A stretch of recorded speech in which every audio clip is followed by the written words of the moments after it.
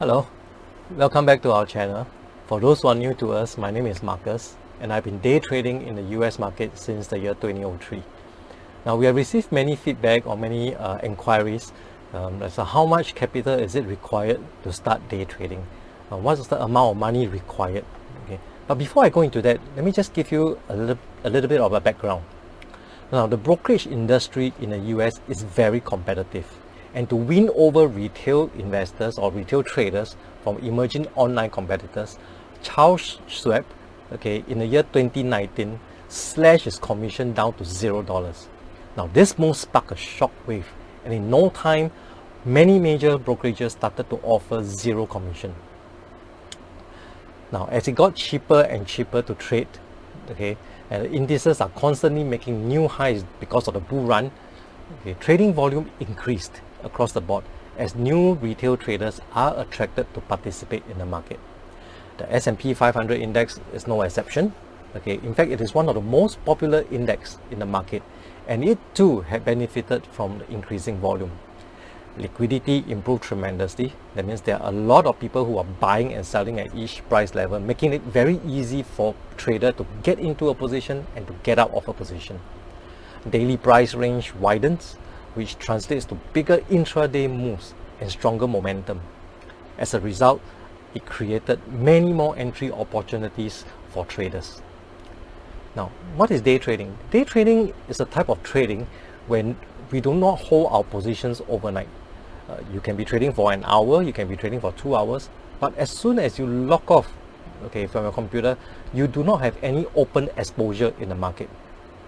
A day trader like myself takes advantage of the daily swings and volatility, and we trade these fluctuations.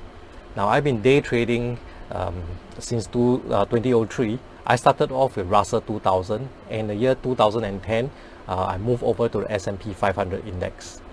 Now, as a day trader, the average duration of my trade is anywhere between 5 to 10 minutes. And by the way, I only trade the first 2 hours of the market, basically from 9:30 to 11:30. What is this index we are trading, S&P 500? I'm just going to run through and just give you some idea what it is. Now it's just an index, exactly like Dow Jones, Hang Seng, Nikkei, STI, Straits Times Index. Now you guys probably know that Straits Times Index comprises of 30 companies in Singapore. Now S&P 500, as the name implies, consists of 500 companies in the US. Now this is a composite of companies from different industries, different sectors. So these are pretty big companies like Apple, Amazon, Facebook, Johnson & Johnson, Berkshire Hathaway, Chase Manhattan, etc. So this is a pretty good representation of the US market in general. Now it's traded on the Chicago Mercantile Exchange, CME. Now we want to trade in an exchange because it's transparent. We are not trading against market makers. So whoever is trading the S&P 500 worldwide is trading through this exchange itself. Now, how do we profit from trading the ES? For example, every time the price moves up or down, it moves by 1 tick. 1 tick is equivalent to 0.25 points. Now, if you're trading one contract, this 0.25 points gives you $12.50. Trading the S&P 500 stock index futures, it is a derivative, and because it's a derivative, we are trading on margin. And what's the margin requirement to trade one futures contract? For day traders like us, our margin requirement is very low. It's only $500 US. Now, just to give you a simple illustration of how you can actually profit from trading the S&P 500 index. Now, if you look at this chart. Let's say the index you're looking at and the price is trading now at 1800 points. On your chart, you spot an entry opportunities to take a long trade. To take a long trade means you basically would buy and hoping that price will go up, hit your target, and you benefit from it. Let's say you manage to get in with one contract at 1800 points. After you have got in, market move up. 1 tick, 2 tick, 3 ticks, 4 ticks. It move up to 1801.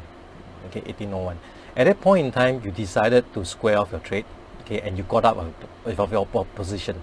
So you bought in at 1800 points, you sold at 1801. This is a 1 point move, and this translates to US $50 profit. In trading, it is always a good practice to have an exit strategy before one even enters a position. Now you have to know exactly where you will take profit, and if the price is to go against you, when to take the loss. Okay.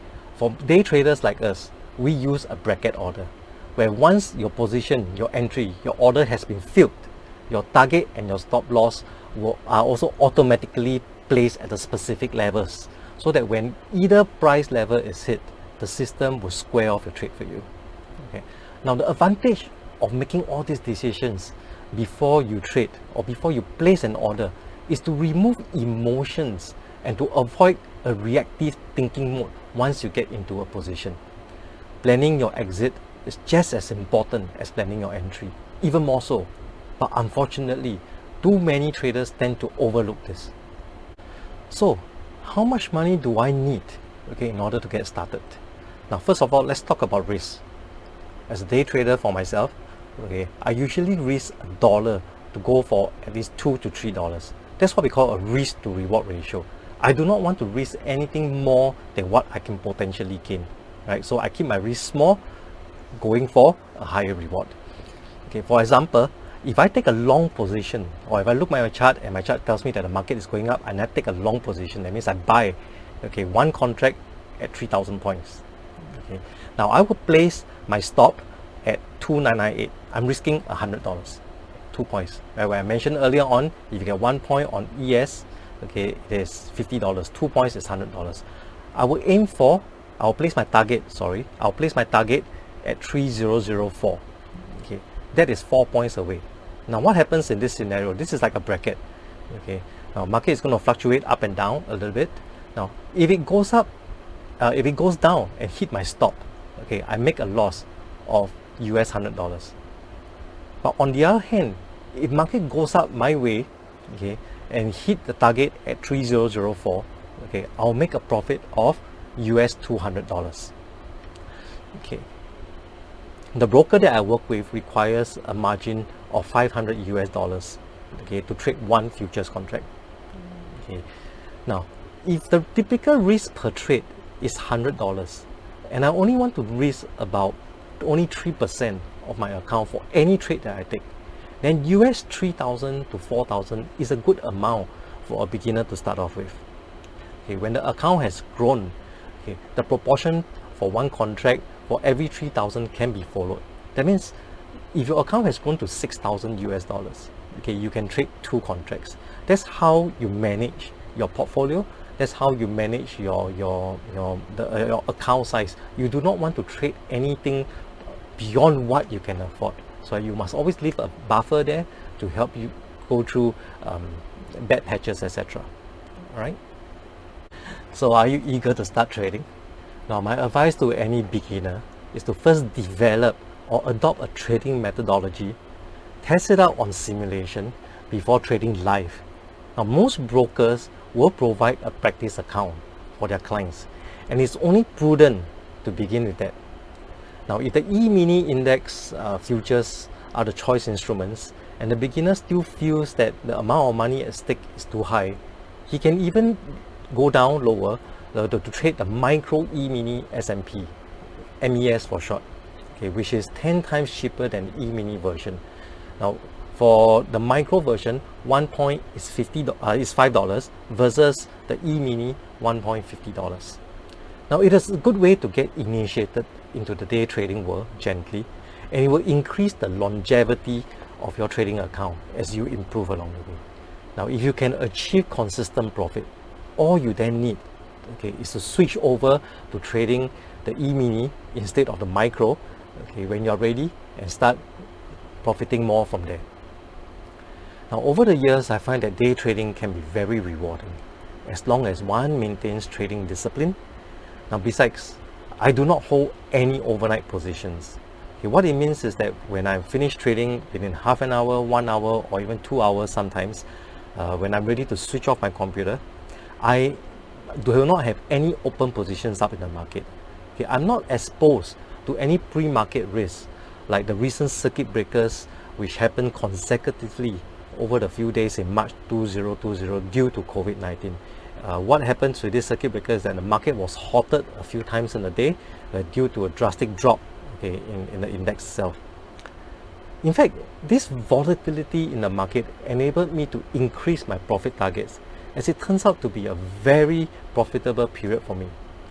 I encourage anyone who is interested in day trading to start, as it does not require a lot of capital and risk exposure can be kept very low as long as a trader is disciplined to stick to his or her trading plan and exercise sound money management.